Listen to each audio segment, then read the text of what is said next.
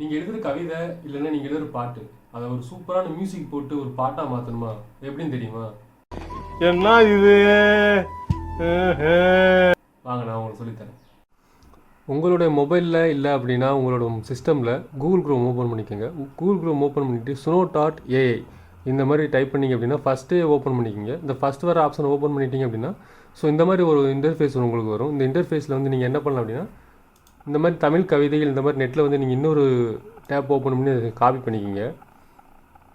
Copy பண்ணிக்கிட்டீங்க அப்படின்னா இது அப்படியே இந்த என்டர் யுவர் ஓன் லிரிக்ஸ் இருக்கு இல்லையா, ஸோ அதில் பேஸ்ட் பண்ணிக்கிங்க. பேஸ்ட் பண்ணிவிட்டு ஸோ உங்களோட ஸ்டைல், அதாவது இப்போது நீங்கள் எந்த ஸ்டைலில் வேணும் அப்படின்னு நீங்கள் டைப் பண்ணிக்கலாம். நான் வந்து இப்போது தமிழ் மெலோடி அப்படின்னு டைப் பண்ணிக்கிறேன். ஸோ டைப் பண்ணிவிட்டு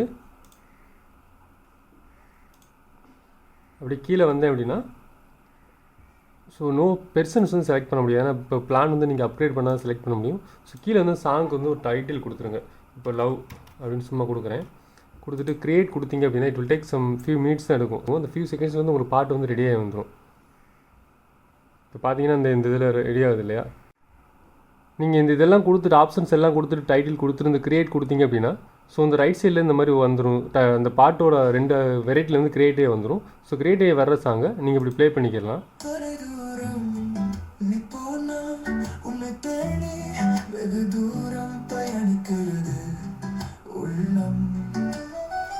ஸோ அவ்வளோதாங்க, சூப்பராகவே பாட்டு வந்து ரெடியாகி வந்துடும்.